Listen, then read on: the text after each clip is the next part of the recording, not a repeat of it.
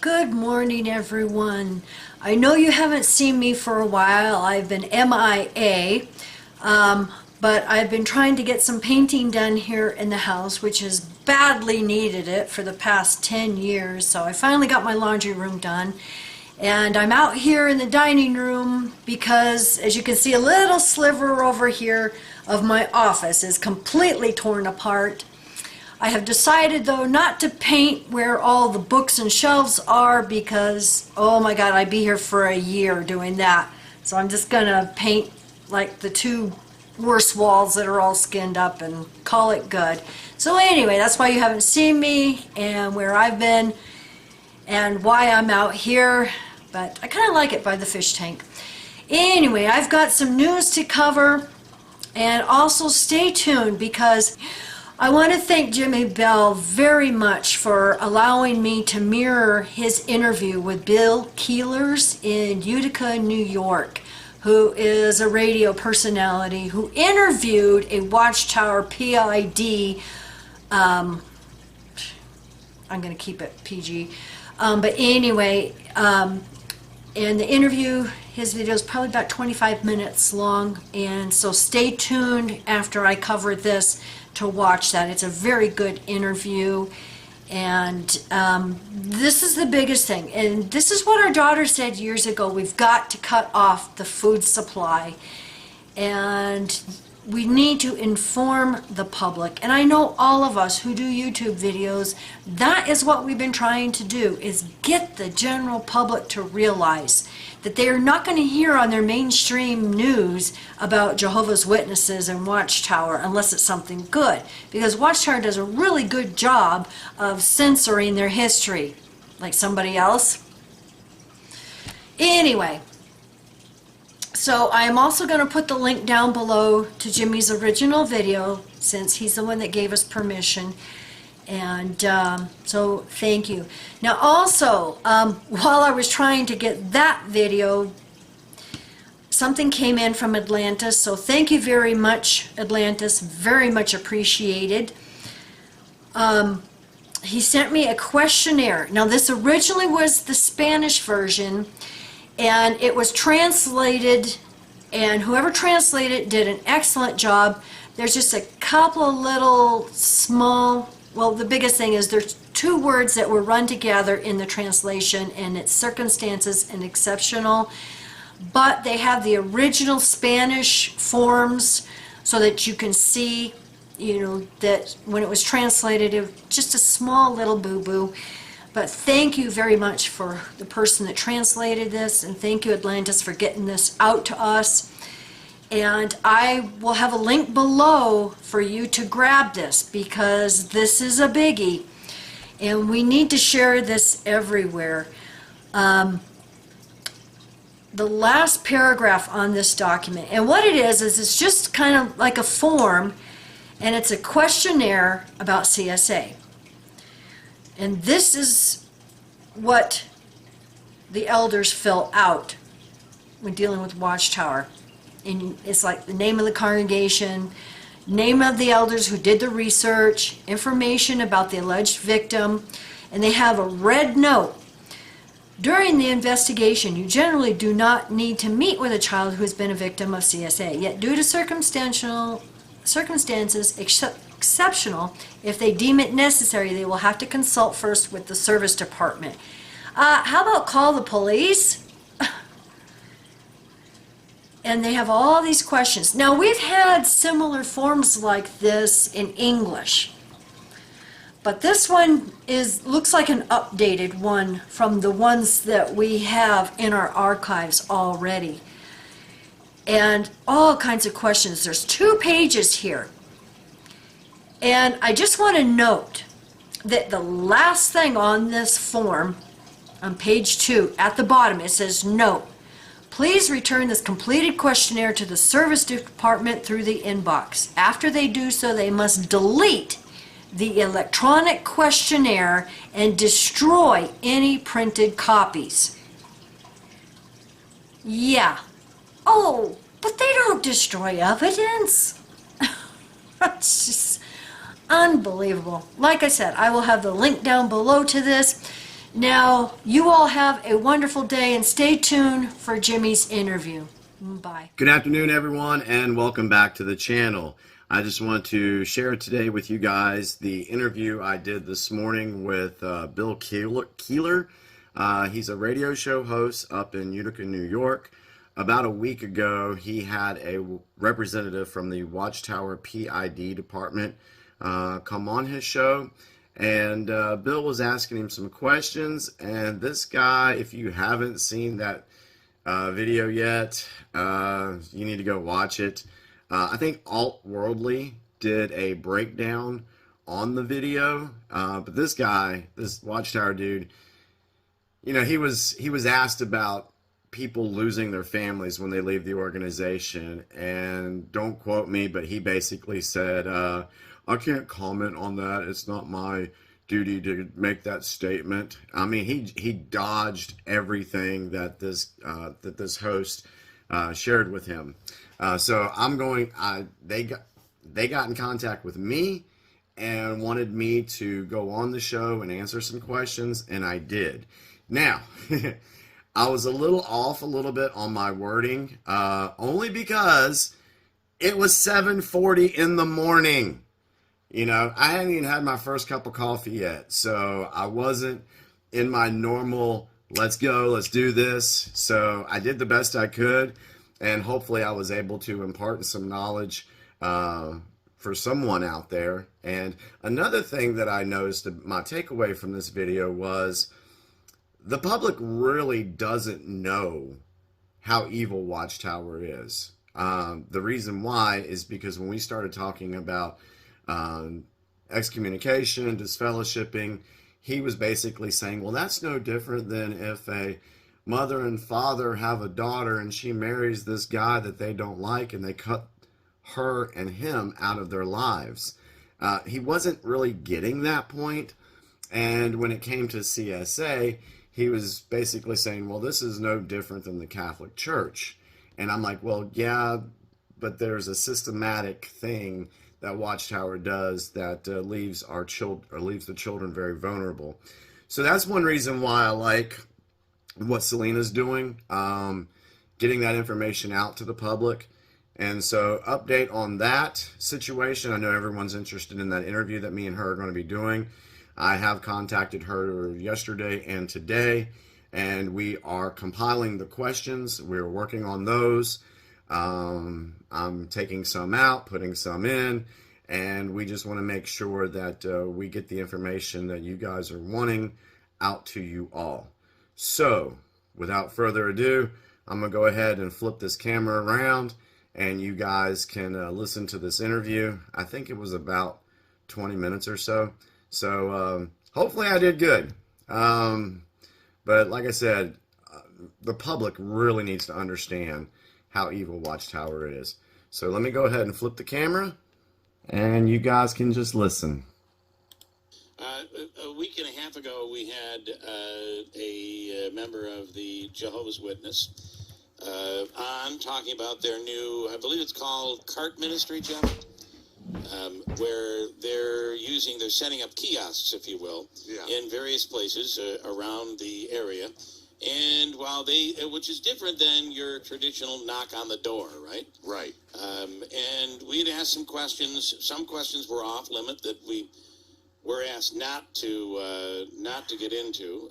But I felt like I still had to ask those questions, and we did. We were directed to the website. For instance, one of them being, we've had some people locally say they've tried to leave the church and they lost family members. Even one situation where a husband and wife, mother and father, decided to leave the church, and they no longer have any contact at all with their adult children or their grandchildren, and they're saying it's because of the church. So since we had Jehovah's Witnesses on talking positively, we had a lot of people reaching out saying there's another side of this story. We were directed to a gentleman by the name of Jimmy Bell, who, from what I understand, was with the religion. I was in the Watchtower, is what it's called, from 6 years old until 46. I woke up from their indoctrination December 4th, 2018. And he says he could talk for a long time about this. Jimmy Bell on the line right now. Good morning. Good morning, Bill. Thank you for having me. I appreciate it. All right, Jeff, you got him there. Yes. All is good? Yes. All right. All right, so you know that one of the questions we had asked is, is there an excommunication, if you will, in the church? Is it, if someone decides to leave the church, do they lose their family? What do you, and we were told that doesn't happen. What do you say to that? I would say if you're told that that doesn't happen, that's a lie. I've been shunned by my mother and father since I left that organization. They've been doing this for a long time. So that's one of the things that they use to keep people in the organization is the threat of, hey, you know, if you get what they call disfellowshipped or you become inactive or anything like that, then yes, your family will shun you. Now, how do you say though that I mean, to be fair, things like this happen often. A daughter marries someone the parents don't want them to marry. Now, this is outside the Jehovah's religion, outside the Watchtower. The father says, "You're dead to me. I'm not talking to you anymore." So, is this the choice of your parents? Was it their choice? Or is it, I mean, explain that. Why do you blame the religion? Because the way they set things up is one of the things that they use is they say we do not dine with unbelievers. Okay. It's a scripture that I can't remember the scripture off the top of my head, but they say that we do not, you know, engage with non-believers. And so they will disfellowship you, and you will lose your family. One of the things is, when you're disfellowshipped and you're trying to get back into the organization, you can come to the meetings, but you have to basically sit in the back of their kingdom hall. You're not allowed to talk to anybody while you're disfellowshipped. So when you go to these meetings, yeah, you're not allowed to talk to anybody. Yeah. I've been there. Yeah. I would go when I was disfellowshipped years ago, and as soon as the meeting was over, you leave. You have no communication with them, and this is something that they use. Like I said, it's a fear factor, a scare tactic, to where, like, if you leave, then you're your old family. And right now, there's a lot of people in the organization that we call PMO, physically in, mentally out, and they don't really believe in Watchtower anymore, but they don't leave because they know that their family is going to shun them. Yeah. And why were you shunned? Why were you punished? What did you do something that the church disagreed with? Did you try to leave? What happened?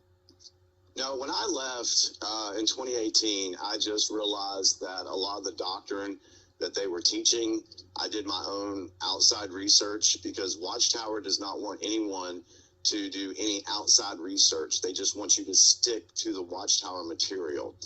And so when I went outside of that and started questioning some of the doctrine, I started getting a cold shoulder, and I just left. This time around, I didn't get disfellowshipped or what they call disassociated. I just left and never went back. And then when I started speaking out in my activism, and my parents got wind of that, they're like, yeah, he's an apostate. We're not going to have anything to do with him. Okay. So, yeah. So my mom and dad, they haven't talked to me now for 2.5, 3 years. Do you have siblings? I do. And where do they stand? My sister is still in the organization. My two brothers, they never got baptized. And this is the funny thing. My brothers never got baptized, but my mom and dad will still talk to them, even though they have nothing to do with the organization. But because I was baptized at 14 years old, they consider that me being part of the organization and that I left, and so they shunned me. Okay. But, yeah. So we've also been. I'll get to what you want people to know in a second. But we've been told that there is sexual abuse, underage sexual abuse, and that it is hidden by the church. What do you know about that? I know that is true. And one thing that I'm pivoting to in my activism is, yes, shunning is awful. Shunning it's mentally debilitating, so to speak. There are people that have actually committed suicides because of the shunning. And so the thing, though, is Watchtower doesn't mind if people are talking about the shunning, because technically it's not a criminal offense. Right. So they don't care that you're talking about that. What they do care about is when you start talking about the criminal offense of child sexual abuse in the organization. I know tons of people who have been abused by elders, ministerial servants, even governing body members.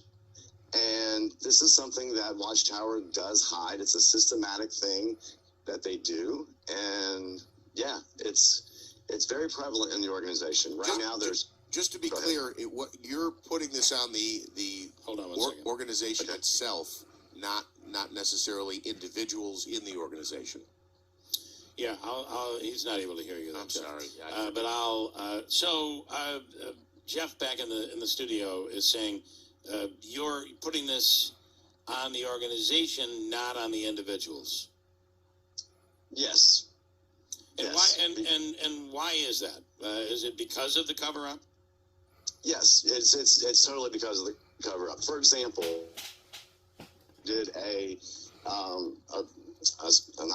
investigation back in 2015. It's called the Australian Royal Commission, and in their findings, they found that there was 1,006 cases of pedophilia that involved over 1,800 children that was never reported to the authorities. I also got a circuit overseer on hidden camera one time in one of my videos, and in that video, he actually, circuit overseer for your audience is like a district manager. He just goes around and does his, So he actually admitted on camera, well, he didn't know he was on camera, but that in Australia, it's okay to have sex with children and you don't have to report it. I have that. I have him saying that. So what is the age of consent in Australia? I guess I never knew that. I don't know. Okay, I don't know. I'll look that up. I don't know. So you're saying it's the organization that The reason, not necessarily allowing, but covering it up and preventing anyone from being prosecuted. yeah, the reason why is because they have what they call a two-witness rule. And if there were never two witnesses to an incident, it never happened. And whenever a case of CSA comes up, what they do is, what we would normally do is call the police to investigate. They don't do that. You go, you tell an elder about it, and the elder says, okay, all right, well, let me call New York. So then they call New York and to get further instruction on what they need to do in the situation. Okay. So right there, that's the start of the cover-up. How would you say that's any different than what the Catholic Church had done? I wouldn't say it's that much different. It isn't different. It isn't different, obviously. And I would believe if there is a molestation of some sort, laws, depending on where you live, require that it be reported. Yeah, I would say so. And then, so you have parents who maybe their child had been molested. The parents are willing to stay, they're willing to stay quiet? Yes. Yeah. Yes. And that is because you feel because of the intimidation of the church. Correct. And then I guess I would ask though, and this was the previous question that I had. This really is no different though than what happens in families across America. Somebody marries out of their religion, or they marry somebody of another race, or they marry someone mom or dad don't want them to marry, or they do something and all of a sudden there's a break in a family and they won't speak to each other. It does happen in regular families, but why do you feel this is different? Because Watchtower covers it up. They try to say on their website that when someone's disfellowshipped, normal family relations continue.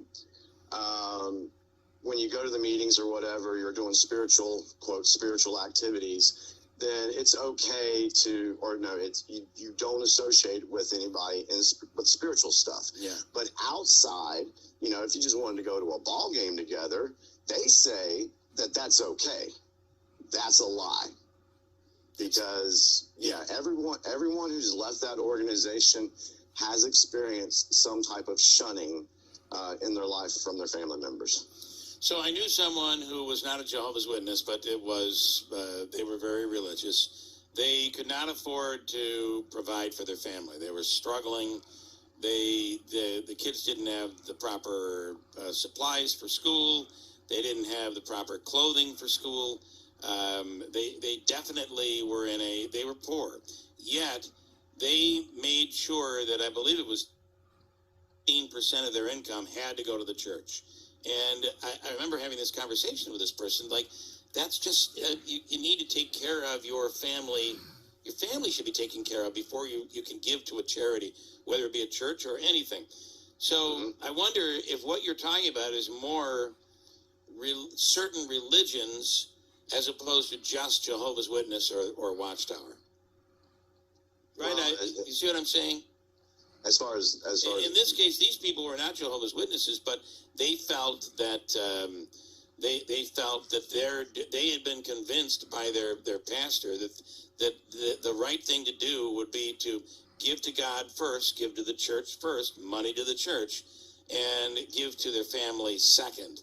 I just couldn't understand that. But I guess what I'm saying is I'm not sure that Jehovah's Witness is alone in this. Oh, no, Watchtower does that too. I mean, Watchtower, they have little contribution boxes set up in the back of their kingdom halls. They have where you can go online and donate to them. And they're always saying, give to Jehovah, you will be blessed. They try to use the comparison of the lady who gave her last two shekels or whatever it was back in the old days. Mm-hmm. Yeah. So they use that, and they actually gear some of their material that they show to the kids. They gear it around giving your money. I mean, there's actually a video where they're telling kids to get rid of, give up their ice cream money to Jehovah.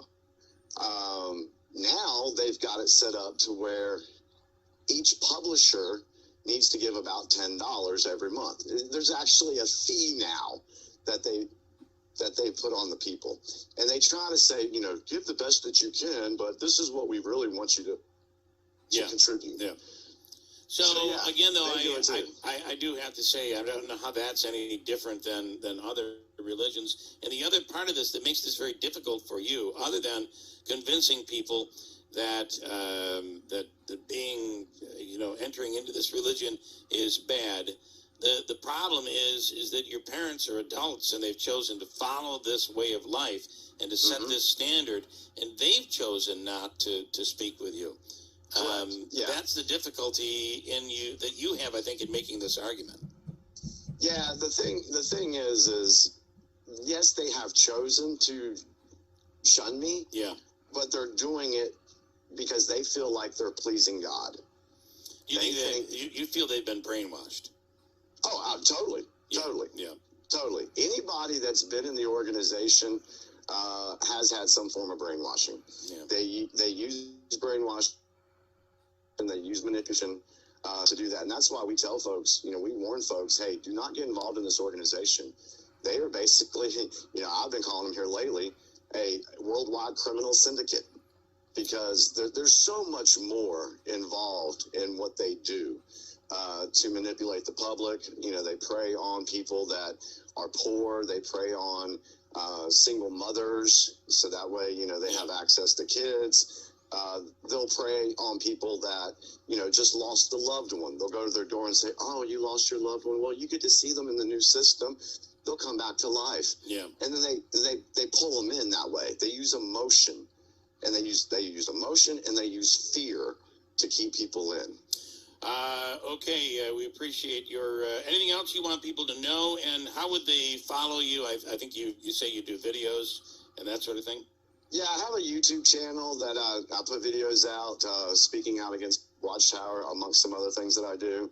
I also have a Facebook page where I'm regularly posting things. Got several groups on Facebook that I administer that are geared towards helping folks that have left the organization.